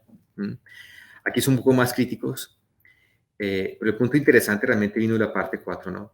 Donde justamente aquí reflejábamos toda la parte de las comunidades, ¿no? Entonces aquí hay un capítulo de una visión de los afros, una visión de los indígenas, una visión campesina. Claramente aquí había mucho más capítulos, ¿no? Para un país como Colombia logramos tener 5 capítulos y aquí pues básicamente es eso, ¿no? Aquí realmente nacía con toda su dimensión el concepto de economías para la vida, ¿no? Cuando comenzamos a hablar de bioeconomía, efectivamente se hablaban de otras cosas, ¿no? Se cuestionaba esta visión, digamos, mucho más hegemónica que había, ¿no? Y en la parte 5, lo que hicimos con el grupo de investigación fue tratar de hacer una síntesis, ¿no? Entonces, la parte 19, de hecho, se llama Economía, Bioeconomía, Economías otras y Economías para la vida, conceptos y reflexiones. Entonces, hicimos una reflexión de todos esos capítulos y fue maravilloso porque, de hecho, entre los autores, ¿cierto? Comenzamos a hacer foros, paneles y discusiones en Colombia y fue interesante porque no digo que fue el consenso, ¿no? Sí, pero fue interesante que cada cual comenzó a ver lo que el otro había escrito, ¿sí? Incluso comenzó a preguntarse realmente si es por ahí, ¿no? O sea, el diálogo comenzó ya a nivel de país, ¿no? O sea, entonces ya con este recorrido, por lo menos comenzamos la parte de cuestionarse, ¿no? Y cuestionarse también que, en este caso, desde un país como Colombia, estaba todo, ¿cierto? O sea, en Colombia hay una visión afro, en Colombia hay visiones campesinas, en Colombia hay visiones indígenas, hay economía regenerativa, hay economía solidaria, hay economía cooperativa, o sea, exacto, todo está en el país, ¿no es cierto? Bueno, esto que muestro acá, ¿no? Sí. Entonces, todo esto son economías otras, todo esto son economías diversas y están allí, ¿cierto? Y lo tiroso es que son diferentes todas, pero tienen en común que no quieren ser homogenizadas, ¿no? Están allí, muchas en resistencia, ¿no es cierto? Y siguiendo, están avanzando, ¿no? Y tienen en común que, si tomamos en cuenta los primeros slides que mencioné, efectivamente están haciendo apuestas para la vida, ¿no? Piensan en colectivo, tiene una lógica incluso de bienestar planetario, no todas, ¿no es cierto? Por eso un poco el trabajo de nosotros fue listos. Hay muchas economías diversas, ¿no es cierto?, que tienen esa visión en común, que no quieren ser homogenizadas, no quieren ser simplificadas, están allí, y muchas de estas tienen apuestas, ¿no es cierto?, que van más allá, digamos, de las visiones clásicas en economía. Entonces, este trabajo ha sido súper interesante, ¿no es cierto? De hecho, en el actual gobierno, de todas esas economías, de hecho, hay una apuesta a la economía popular. Nunca se ha visto desde un Ministerio de Hacienda haber hecho énfasis en un tipo de esas economías. Entonces, la cosa está, ¿no? Entonces, bueno, aquí presento algunos de los paneles y discusiones que hemos tenido en Colombia, ¿no es cierto? Hemos tenido ya 2 encuentros. Y aquí era interesante, ¿no? Porque eran grupos activistas, grupos de gobierno, comunidad académica, comunidad productiva, ¿no es cierto?, comunidades indígenas, afros, en puntos, digamos, escuchándose, ¿no? O sea, es decir, sí podemos comenzar a pensar y a crear otra cosa, ¿no? Es lo que, de hecho, no precisamente en el libro, pero lo planteo en algunas presentaciones, complejizar la política, ¿no? Sí, necesitamos una política mucho más compleja, ¿no? Donde quepan estas economías diversas y donde quepan estas economías otras, ¿no es cierto? Que repito, ¿no? Aunque no hablan propiamente de crecimiento, postcrecimiento, viene de alguna forma implícito, ¿no? Y están, ¿cierto? Eso es lo más interesante, no necesitamos orientarnos, sino que están. Y tienen una base, digamos, ontológica y unas cosmovisiones que básicamente no toca, entre comillas, decir, ¿no? De todo ese trabajo, construimos un árbol, que es el que está acá, ¿no? De hecho, aquí es un afiche que ahora voy a dar algunos afiches. Aquí está bueno, para descargar el libro, y acá digamos que está la construcción del árbol. En el libro, digamos, esto está expandido, ¿no? Hay un suelo, unas raíces, un tronco, unas hojas. En el libro, digamos que tenemos esto en mucha más dimensión. Aquí solamente plasmamos unas, ¿no? Entonces, aquí hay ideas que comenzamos a plasmar de todo lo que comenzamos a ver. Entonces, se habla, por ejemplo, en el suelo se habla de pluralidad en políticas públicas, valoración plural, educación ambiental interdisciplinar y transdisciplinar. En las raíces vemos temas como otras lógicas de bienestar, sistemas de gobernanza compartida, transiciones justas y democráticas, ¿no es cierto? Y más por las hojas vemos temas como agroecología, economía regenerativa, justicia ambiental. Bueno, en detalle lo van en el libro. Y bueno, es una cosa que hemos comenzado a trabajar. De hecho, en el marco del Congreso de Economía Ecológica, Congreso Mundial, bueno, la Conferencia Mundial que fue hace, bueno, un poco más de 2 semanas en Colombia, en Santa Marta. Hicimos varias plenarias sobre esto. Fue interesante. De hecho, hicimos varios talleres donde llevamos este árbol para que toda la comunidad de economía ecológica lo elaborara, ¿no? Nos hizo bien interesante, lo poníamos sobre la mesa. Y es eso, ¿no? Hay un autor, un economista de la Universidad de Cambridge, Han Chang, que habla que la economía es muy importante para dejarla a los economistas. Y también es eso, ¿no? Creo que también la idea de estas apuestas de economías para la vida es comenzar a construirlas, ¿no? Sí, a diseñarlas, ¿no? Porque incluso, ahorita hablamos algo de arte, en el grupo hay una diseñadora, y hablamos justamente de eso. De hecho, en el grupo hay 2 tesis de maestría asociadas a diseño, ¿no? Que tiene que ver con que la economía, como la tenemos, se puede pensar como un mal diseño incluso, ¿no? O sea, hay que comenzar incluso a pensar en esas formas de diseñar nuevas economías, nuevas formas de entenderse las relaciones con el territorio. Entonces, digamos, esa es la apuesta, digamos, es la presentación un poco que les quería dar. Claramente uno puede profundizar sobre muchas de las cosas que tengo acá, ¿cierto? No quise profundizar, son casi 25, son 20 capítulos, ¿no? Entonces se los dejo, digamos, para descarga, de que todos lo puedan tener. Bueno, de hecho ahorita entrego los afiches. Y digamos que es eso, ¿no? O sea, a mí me gustaría un poco, no sé, aprovechar el espacio para mí lo más importante es generar discusión con ustedes, ¿no? O sea, es qué se piensa esto, ¿no? Desde, por ejemplo, de estos URES, estas propuestas, estas lógicas. En la conferencia de Economía Ecológica, la internacional, que fue en Santa Marta, habían una comunidad interesante de América Latina. De hecho, estaban algunos representantes que trabajan con mapuches en Chile y otras comunidades, y comenzamos a compartir y efectivamente identificar estas pautas, ¿no? Sí, de qué tanto esto realmente puede ser una posibilidad, ¿no? Claro, es un proceso de largo plazo, ¿cierto? Está pasando, ¿no? Pero es un poco la idea que estamos como tratando de armar en Colombia, ¿no? Armarlo a partir de talleres, charlas, discusiones, paneles en la educación, ¿no? Entonces, por eso también los retos que tenemos es como una facultad de ciencias económicas también se puede pensar diferente a la economía, ¿no? Porque a veces como que en las facultades de ciencias económicas se piensa desde una caja, ¿no? Entonces tú únicamente puedes crear dentro de la caja, ¿no? Nosotros pensamos que desde esta visión hay mucho que investigar, mucho por hacer y mucho realmente que dar para tener, digamos, unas nuevas generaciones de economistas, ¿no?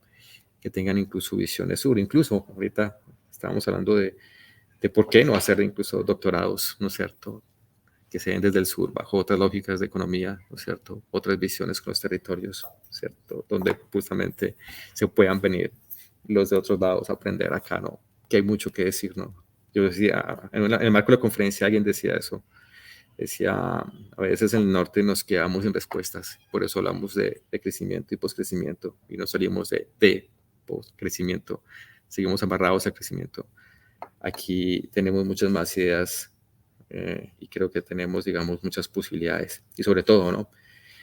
La posibilidad de hacer transdisciplina, ¿no? Que si algo tiene también América Latina, ya no, lo concentro en Colombia, son gran capacidad, digamos, de autoorganización de comunidades, ¿no? Si alguien decía eso, ¿no? Y uno lo veía en Colombia, ¿no? Uno de los países más violentos con mayor número de líderes sociales ambientales, que fue una masacre impresionante, comunidades enteras. Ahí están, rearmándose, reorganizándose, y eso es resiliencia, ¿no? La resiliencia no solamente a nivel biofísico, sino esa resiliencia socioecológica que se mantiene y que creo que por aquí da posibilidades, y cierro con eso, ¿no? Cierro con una frase que digo mucho en clase, ¿no?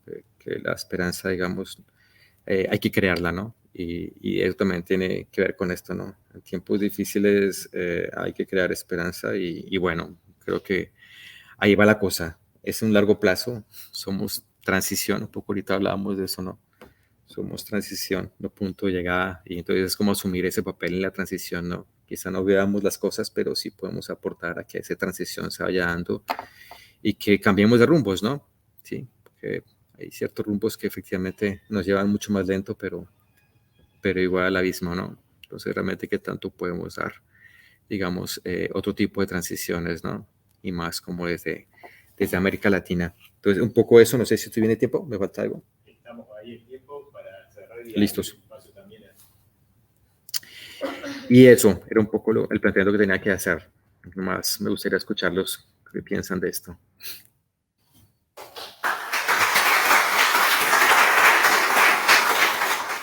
Bueno, gracias por la presentación.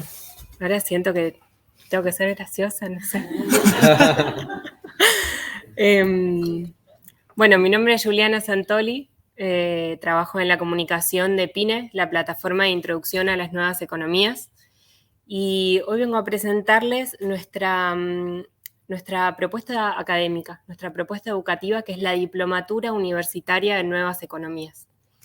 El objetivo de la plataforma de introducción a las nuevas economías es difundir sobre nuevas economías en toda América Latina, y el programa educativo es una de las principales herramientas en este momento.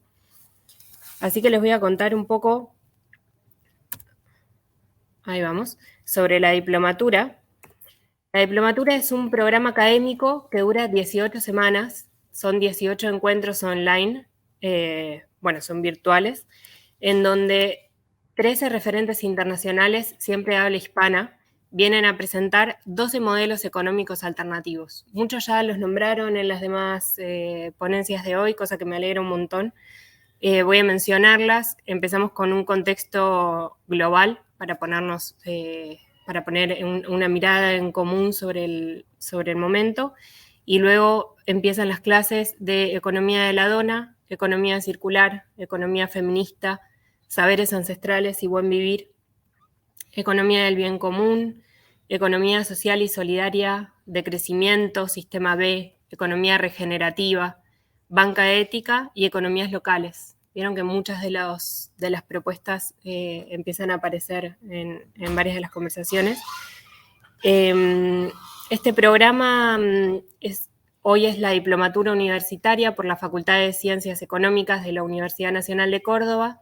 Cuenta con el apoyo de ONU Medio Ambiente y es su tercera edición, y es la primera vez que es una diplomatura. Tuvo un caminito, empezó por un curso, siguió por un programa de extensión, y este año, en 2023, se hizo diplomatura por primera vez, con 120 participantes de toda Latinoamérica. Si sumamos las 3 ediciones que mencionaba, de 2019, 2022 y 2023, encontramos 300 participantes de una gran diversidad de sectores. Vienen muchas personas vinculadas a la economía, a la administración, pero también personas emprendedoras de empresas privadas, del sector público. Hay periodistas, comunicadores, hay personas que no trabajan aparentemente vinculados a la economía, pero están interesados por ella y empiezan a ver cómo sí, en realidad, todos hacemos economía y la economía se hace de manera colectiva. Estas personas provienen de 14 países de Latinoamérica y de habla hispana.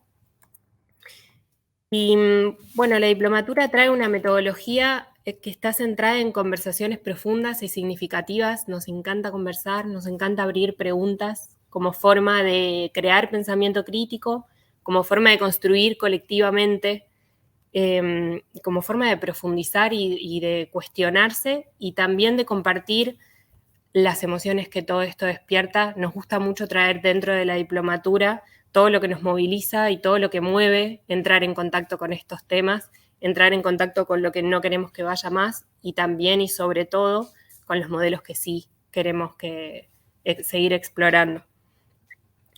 Creemos que estamos seguros que este momento, como veníamos hablando, tiene desafíos complejos, y que los desafíos complejos requieren soluciones de altísimo nivel de creatividad y de innovación, y lo que queremos proponer en la diplomatura es un espacio para explorarlas y para explorar las nuevas economías como una forma de presentar alternativas a estos desafíos que tanto nos movilizan.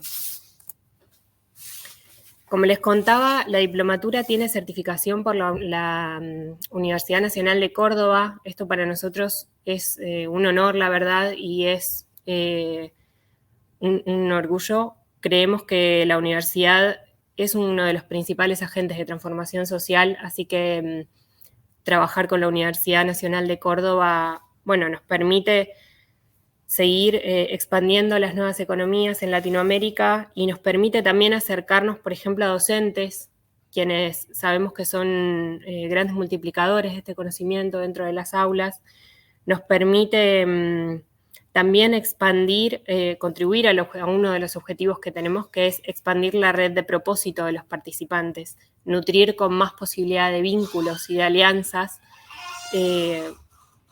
Uno de los objetivos, como les decía, es este, y nos gusta la idea de crear vínculos entre personas, entre organizaciones, también con los referentes que vienen a dar las clases, que trasciendan las diplomaturas.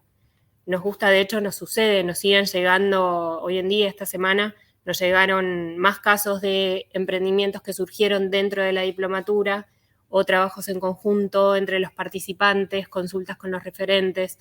Ese es uno de los grandes objetivos. Y les quiero compartir rápidamente algunos de los comentarios de participantes de 2022 y 2023 que, dan cuenta de la experiencia transformadora que representa la diplomatura, que es un espacio de pensar cómo regenerar el mundo, al fin y al cabo, de encontrar inspiración, de encontrar un espacio para estimular la creatividad. Y les quiero compartir también uno de los indicadores que tomamos para medir el éxito, digamos, de la diplomatura, que es el ROTI, el retorno de tiempo invertido. Cuando termina cada clase, le mandamos a todos los participantes una encuesta donde pueden dejarnos las preguntas y las dudas que hayan quedado, si es que quedaron, en los comentarios al respecto de la clase, y también pueden puntuar de 1 a 5 la clase en función de qué retorno les trajo el tiempo que invirtieron en participar. En 2023, el puntaje promedio de toda la diplomatura fue de 4.6 sobre 5, así que estamos muy contentos con eso, y tuvimos un porcentaje de graduados del 90%, así que también una gran alegría, 90% sobre los inscriptos. Y con esto voy a otro punto que me parece importante mencionar en este contexto de las jornadas de economía ecológica, que es nuestro presupuesto. Inspirados en la economía circular, nuestro presupuesto está diseñado de manera que sea regenerativo y distributivo. Cuando hablamos de regenerativo, lo decimos porque decidimos que el 5% de los ingresos que hay en la diplomatura sean donados a instituciones, organizaciones que trabajan por la renovación, por la regeneración de ecosistemas naturales de la provincia de Córdoba. Así fue que en 2022 donamos 225.000 pesos de ese momento a Sembradores de Agua, que no sé si lo conocen, pero es una organización que trabaja por la restauración de sistemas ecológicos sembrando tabaquillo en altura, está buenísima. Y en 2023 donamos 618.000 pesos a la Asociación Amigos de la Reserva San Martín. La Reserva Urbana San Martín es el último pedacito de monte nativo que queda en el ejido de la ciudad de Córdoba, y la asociación es una organización comunitaria que trabaja para protegerla. Y cuando hablamos de distributivo, hablamos, por ejemplo, de 20 becas que dimos en 2023.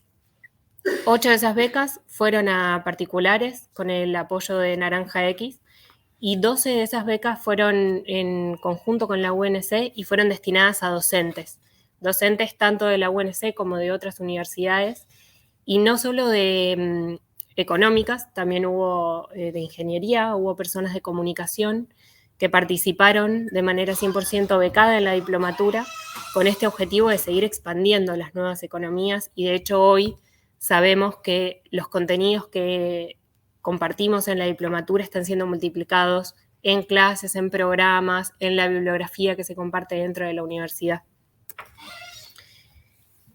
Y cuando hablamos de distribución, no hablamos solamente de dinero, sino que hablamos también de conocimiento. Creemos firmemente en la democratización del conocimiento, y en ese sentido, y buscando, como les decía, seguir difundiendo las nuevas economías en Latinoamérica con perspectiva latinoamericana y en español, generamos contenido que liberamos de manera abierta y gratuita. Como seguramente saben, hay mucho del contenido para estudiar estos temas que viene del norte, que está en idioma, a veces en inglés, a veces en alemán, y es un poco difícil encontrar contenido desde Latinoamérica que tenga casos latinoamericanos, que comparta la perspectiva del sur.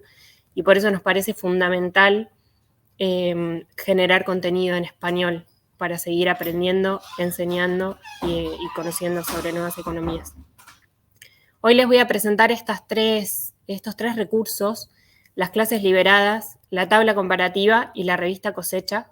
Todo esto lo pueden encontrar de manera gratuita, está todo online, les voy a dejar un QR también para que puedan bajarlo, y está en nuestro Instagram también.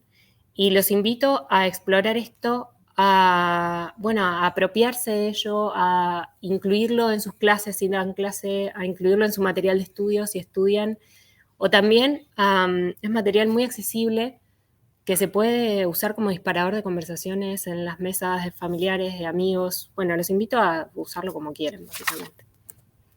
Y a contarnos si lo hacen, porque nos alegra mucho saber cuando este material se multiplica. Como les decía, el primero son las clases de nuevas economías que liberamos. En este momento hay 17 clases liberadas en YouTube, lo pueden encontrar en el YouTube de la Secretaría de la Facultad de Ciencias Económicas, de la Secretaría de Extensión. ¿Y cómo hicimos para liberar este contenido? Bueno, cuando terminó la edición 2022, y lo hicimos porque en la diplomatura cada ingreso que llega y excede el punto de equilibrio, hasta el punto de equilibrio se pagan honorarios, publicidad, el desarrollo de la web, etc.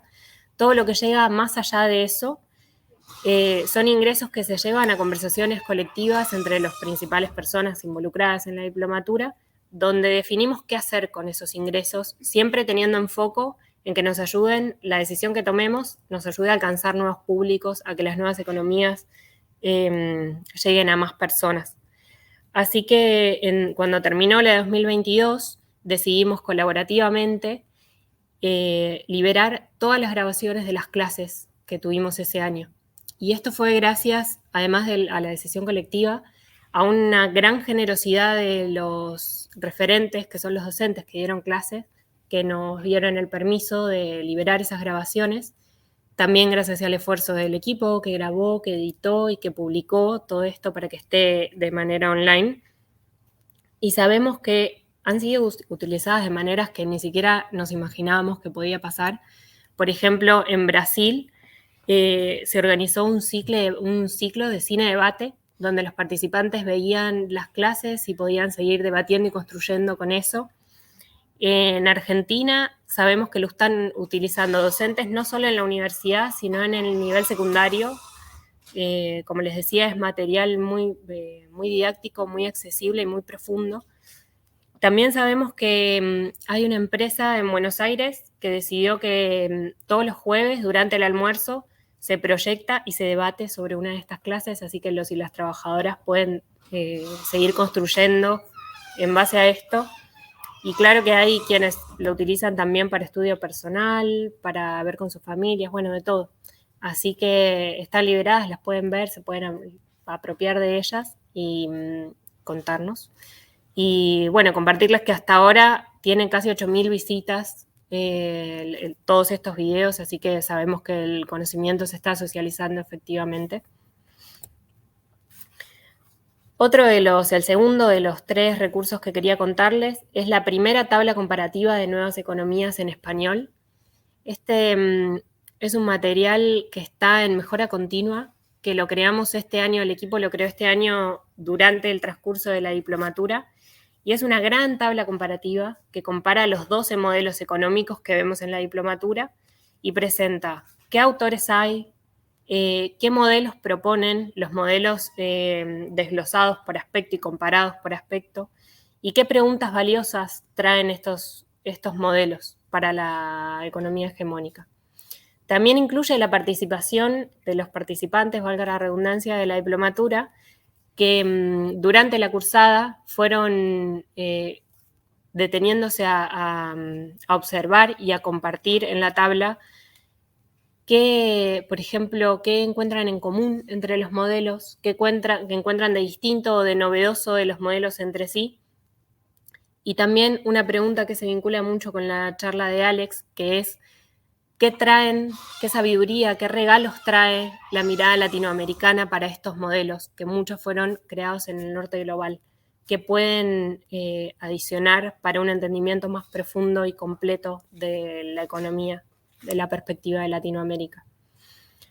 Pueden encontrar también ejemplos, que son ejemplos bastante diversos. También hay sobre empresas, hay sobre gobiernos y municipios, hay ejemplos de educación y hay también libros recomendados, hay podcasts, hay un montón de recursos para seguir profundizando sobre cada uno de los modelos. La tabla, bueno, la creamos, como les decía, dentro del cursado y fue mejorada en conversaciones 1 a 1 con los referentes y en algunos casos con los creadores de los modelos, así que tiene información de primera mano. Les recomiendo mucho que puedan entrar y ver de qué va. Y por último, les traigo la perlita de la diplomatura, que son 2 revistas de nuevas economías en español. También es la primera vez que se genera contenido de esta manera sobre este tema. Sobre nuevas economías en español y desde Latinoamérica. Durante la cursada, la propuesta de trabajo práctico es individual y se trata de una investigación. Es una investigación que invita a poner en acción, a materializar sobre el contenido que la diplomatura ofrece. De manera informal le decimos activar en tu metro cuadrado y se refiere un poco a... Vieron que a veces entrando en contacto con problemáticas globales y con modelos con perspectiva global, uno queda como en un estado de parálisis, un poco, o de que se quiere meter dentro de la cama y no salir más. Queremos incentivar con el trabajo práctico que las personas puedan trascender esa sensación y buscar la manera creativa de aplicar en su campo de acción, en su localidad, en su comunidad, lo que aprendieron en la diplomatura. Por eso, el trabajo práctico empieza con una pregunta profunda y simple, que es ¿cómo aprendés? Sabemos que no todas las personas aprenden de la misma manera y por eso empezamos con esta pregunta de cómo aprendés. Invitamos a las personas a reflexionar y a seguir autoconociéndose y en base a esa pregunta elegir entre algunos roles que voy a mencionar a grandes rasgos, desde los cuales encarar esa investigación. Estos roles son iniciadoras, que son las personas que rápidamente pueden o les gusta poner en acción, materializar, por ejemplo, en un emprendimiento o en un ciclo cultural o en alguna cosa, de iniciar proyectos con lo aprendido. Otro de los roles es multiplicadora, que son las personas que tienen más facilidad para traducir ese aprendizaje a otros formatos y seguir multiplicando. Por ejemplo, hay personas que han hecho podcasts, que han hecho videos que están en YouTube, personas que han hecho contenido interactivo sobre lo que aprendieron en clase. Y el otro de los roles es para las personas investigadoras, que son personas que aprenden leyendo, encontrando números, datos y generando nuevo contenido a partir de eso. Entonces, cuando termina la cursada y todas las personas hacen su investigación para su trabajo práctico, tenemos más de 80 artículos que van con temas muy variados, que pueden ser de emprendimientos, de empresas, municipios, de educación, contenido de comunicación, como les contaba. Y junto a los artículos que también escribimos los que formamos parte del equipo y las personas que son referentes de cada nueva economía, se publican en estas publicaciones colectivas que se llaman Revista Cosecha. La Revista Cosecha tiene ya 2 números, están publicadas en nuestra web y el segundo número fue publicado hace como unos 5 meses ya tiene más de 1000 visitas, así que ya sabemos que también ese contenido efectivamente se está compartiendo y socializando. Otro de los roles que no mencioné y me parece interesante es el de los guías. ¿Se acuerdan que antes les dije que había 12 becas que habían sido otorgadas a docentes? La propuesta para esos docentes fue que su trabajo práctico, en lugar de una investigación, sea acompañar la investigación de sus compañeras y compañeros y acompañarlos a potenciarlas. Así que ese fue otro de los roles con el que exploramos un poco este año, fue la primera vez que lo implementamos. Estamos muy contentos con eso. Así que todo eso es lo que van a encontrar en la revista Cosecha. Sobre todo esto que les conté, lo pueden encontrar en nuestro Linktree, que está en Instagram. Nuestro Instagram es también un espacio de difusión de nuevas economías. Les invito a buscarlo si quieren, es @pinelatam. Bueno, y ahí también pueden escribirlos porque, como les decía, nos encanta conversar, nos encanta abrir preguntas y saber qué pasa del otro lado, así que si quieren escribirnos es más que bienvenido. Y les dejo también nuestra página web, nuestro LinkedIn y nuestro Instagram, que es pinelatam. Ahí pueden encontrar toda la información de la que estuve hablando. Y bueno, nada más por mi parte. Yo estoy en Instagram también, como julisantoli.ph. Y como les decía, trabajo en la comunicación de PINE junto a un gran equipo de personas muy talentosas que lo llevamos adelante. Muchas gracias por el tiempo.